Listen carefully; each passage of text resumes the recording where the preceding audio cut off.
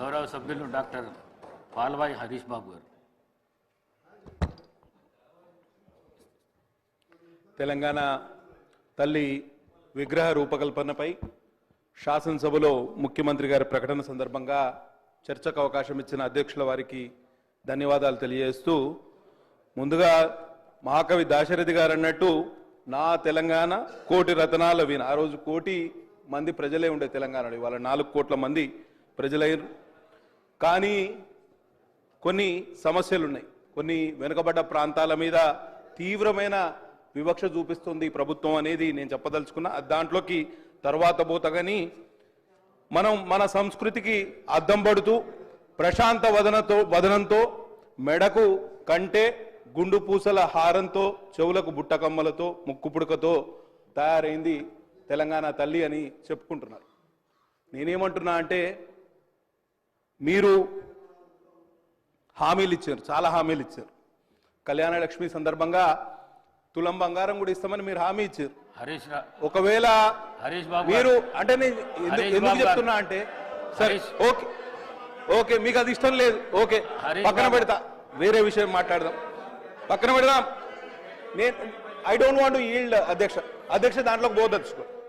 సరే సరే, I can control my self.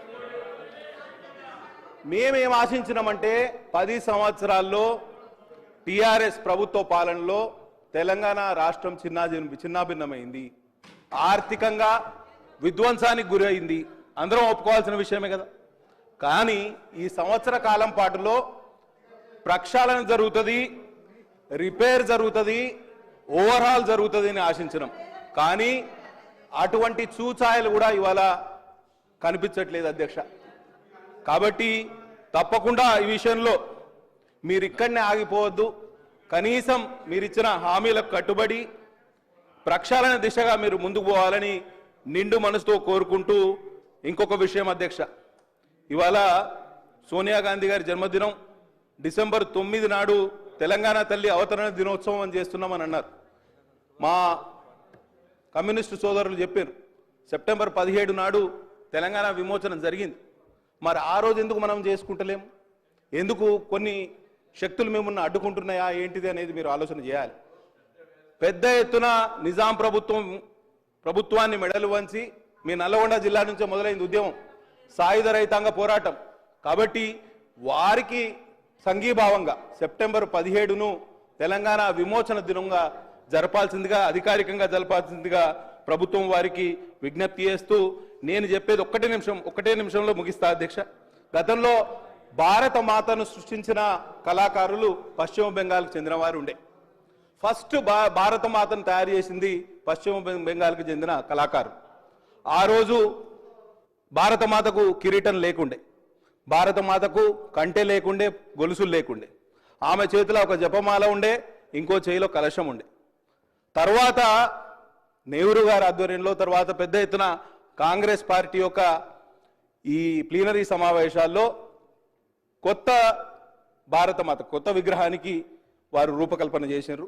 ఆ విగ్రహానికి కిరీటం ఉన్నది, తర్వాత హారాలు ఉన్నాయి, కంఠహారాలు ఉన్నాయి, ఒక త్రివర్ణ జెండా కూడా చేతిలో ఉండే. కాబట్టి ఆ విధంగా నడిచింది. అప్పుడేమో ఆ విధంగా ఆలోచన చేస్తే ఇప్పుడేమో మనం ఉల్టా ఆలోచన చేస్తాను. తెలంగాణ ఇవాళ టీఎస్ నుంచి టీజీకి మార్చిండ్రు అధ్యక్ష. ఇవాళ టీజీకి మార్చిండ్రు, తెలంగాణ విగ్రహాన్ని మారుస్తున్నారు. కేవలం విగ్రహాలు మార్చడం వలన, లేకపోతే పేర్లు మార్చడం వలన మనం ముందుకు పోతానం అనుకుంటే మనం తప్పు చేసిన వాళ్ళం అధ్యక్ష. కాబట్టి తప్పకుండా మీరు నిజంగా ప్రక్షాళన చేయాలనుకుంటే 4 కోట్ల తెలంగాణ ప్రజల బతుకులు బాగుపరిచే ఏర్పాటు చేయండి. కాబట్టి విగ్రహం అనేది గతంలో లేదు, అధికారికంగా మార్చడమే తప్పుడు ప్రచారం చేయొద్దని గౌరవ సభ్యుని కోరుతాను. నూతనంగా తెలంగాణ ప్రభుత్వం పక్షాన అధికారికంగా శాసనసభ ద్వారా తెలంగాణ సచివాలయంలో పెడుతున్నటువంటి విగ్రహం ఇది. మార్చడం అవును, ఆనాడు తెలంగాణ ఉద్యమంలో మీరు మాట్లాడేటప్పుడు ఎట్లా మాట్లాడాలంటే, టీజీ అని ఉంటే గుండెలల్లా టీఎస్ అని రాసుకుని తప్పు, మీరు మార్చరు సక్రమంగా ఆమోదింపై ప్రశంసించారు, అది తీసుకొని మళ్ళీ మార్చడం అంటారు. గీతం లేకుండే, విగ్రహం లేకుండే, తెలంగాణ ప్రజల ఆకాంక్ష టీజీ, టీఏసీ మార్చుకున్నారు. దాన్ని ఇప్పుడు మళ్ళీ మీరు ఏం మాట్లాడుతున్నారో మరి అంతే జనరల్గా ఇద్దరు ఒక్కటేనే ఐడియా ఉందా? ఇప్పుడైనా కనీసం వాస్తవికంగా మాట్లాడే ప్రయత్నం చేయండి.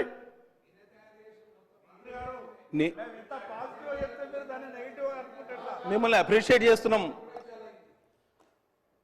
కేవలం ఒక సంవత్సర కాలం పాటులో మీరు చేసిన తప్పులను సరి చేసుకోకపోగా ప్రజలకు మీరు విషయాలను గౌరవ మంత్రివర్యులు శ్రీ దామోదర్ రాజనరసింహ గారు. సార్ ఒకటే నిమిషం కన్క్లూడ్ చేస్తా.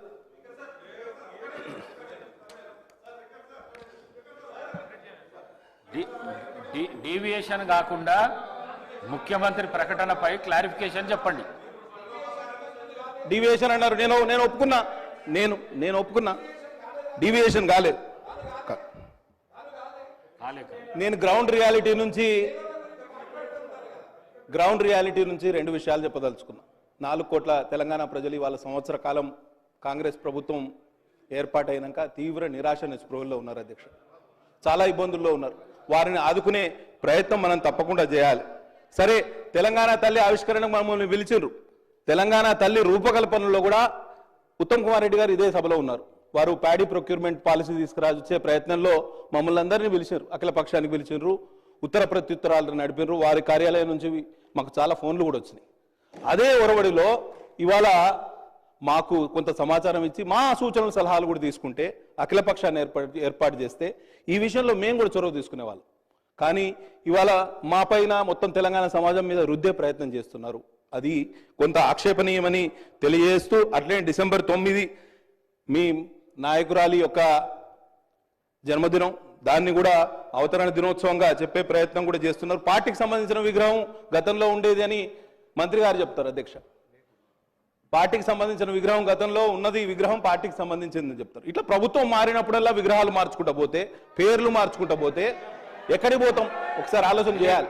కాబట్టి ప్రజాధనం మినిస్టర్ గారు, మా సోదరులు బీజేపీకి సంబంధించిన గౌరవ శాసనసభ్యులు ఓ ప్రొడక్టివ్గా కన్స్ట్రక్టివ్గా సలహాలు ఇచ్చే మిత్రులు అతను 2-3 విషయాలు